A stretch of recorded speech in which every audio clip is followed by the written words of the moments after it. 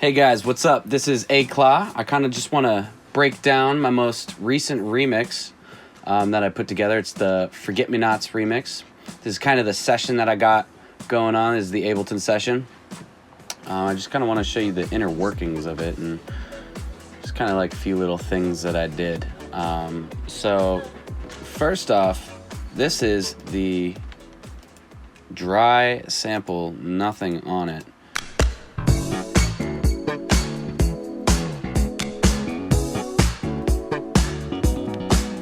Groovy tune, lots of funk, definitely inspiring.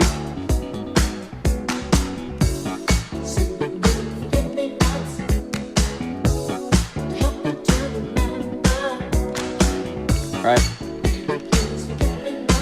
And so from this, I had to extract what I used as part of the bass.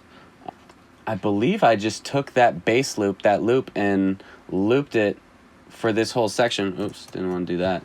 And then for the vocals, kind of chopped them up a little bit, especially in the drop section. But I did a lot more processing on that. I did EQing to kind of filter out the lows and some of the highs that were in there, a chorus to kind of widen everything out, compressor to squeeze everything back together, and a saturator essentially to bring things back up in volume, and I can kind of show you what's going on with that. So these are the vocals with nothing on them. And then this is with the processing. Right? So going down the chain, we got our EQ8, right? Gets all the low out of there, kind of just targeting the vocals. The chorus makes a wider effect, adds some funkiness to it. The compressor squeezes everything together. Also gives it that side chain to the kick that is definitely needed. And then the saturator just brings everything up in volume and drives it a little bit. Right? Add some color as well. So that's the vocals. As far as the drop, I just kind of threw some vocals in there. Just kind of slapped them in. For the build, I chopped them up a little bit. I got a little bit more crazy with it. You'll see these little chops right here. Hold on 1 second.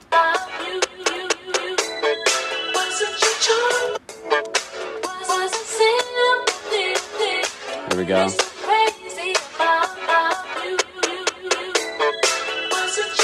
Just to make it interesting.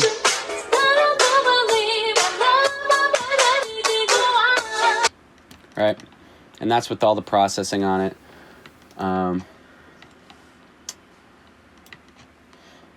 Here's some risers and stuff, all these little effects that just kind of throw in there. Shout out to Somatics, I love their stuff. They got crispy samples right out the box. You don't really have to do much to them. But these are basically just a bunch of risers and cymbals and stuff like that. White noise. Impact, and then a reverse impact right before the drop, right? And then white noise downlifter. So that's kind of like adds the dramatic effect to everything. We got a ride cymbal over here. We got some crashes that kind of add everything into it. The beat, the drums itself, especially for the drop section, sound like this. Typical dance beat, right? Just to get you going.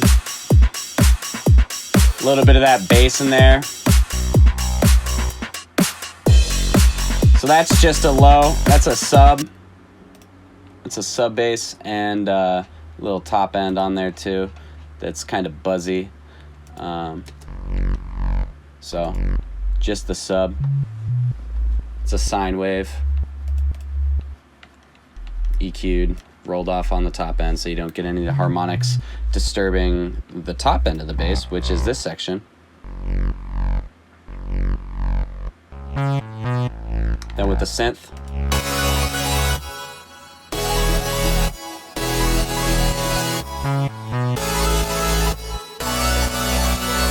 basically what that drop is a what people call a super saw. It's a saw wave processed, multiple voices. People like to split them up into 3 different layers and EQ them differently. And then there's a little arpeggiator kind of flickering off at the top over the chord changes. I got a synth under all that.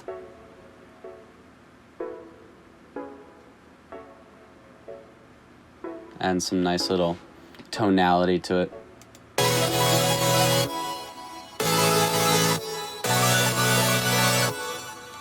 You really don't notice it with everything in there, but it's there. It's very subtle, and it does add a little extra taste to the overall track. And that's pretty much it. It's a pretty simple composition. We got the drums. We got our risers. We got the bass track we used the original bass from the track and looped it throughout into the groove. Never really brought it back in. We got the sub going on. We got, the top end of the bass going. We got our drop synths. This synth right here for the groove section is just a serum patch.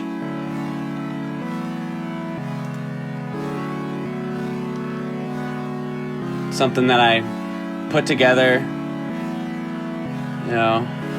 got creative with it, but not too crazy. And then it's reintroduced back at the end of the song where there is kind of just like a little jam going on. And this right here is just a Jupiter track, some reverb, OTT.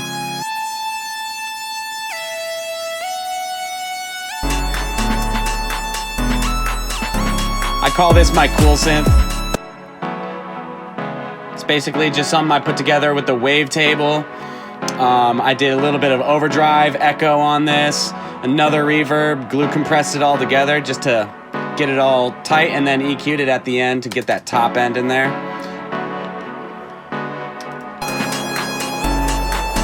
But yeah, aside from the vocal chops and processing the vocal, which was probably one of the hardest parts, was just getting it to trying to isolate the vocals from the actual track, because it's not very consistent throughout. And this, I think, was before I knew about phase cancellation, where you can use the track to actually, once you flip the phase, you can cancel it out just so you have only vocals.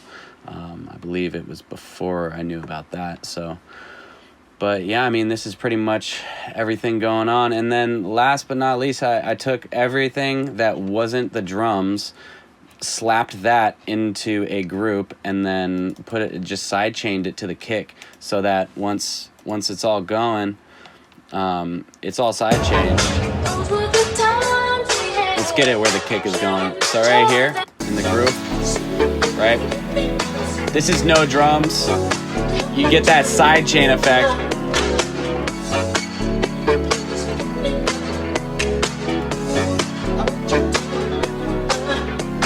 I had to get it back. But yeah, that kind of gives everything some bump and some groove. And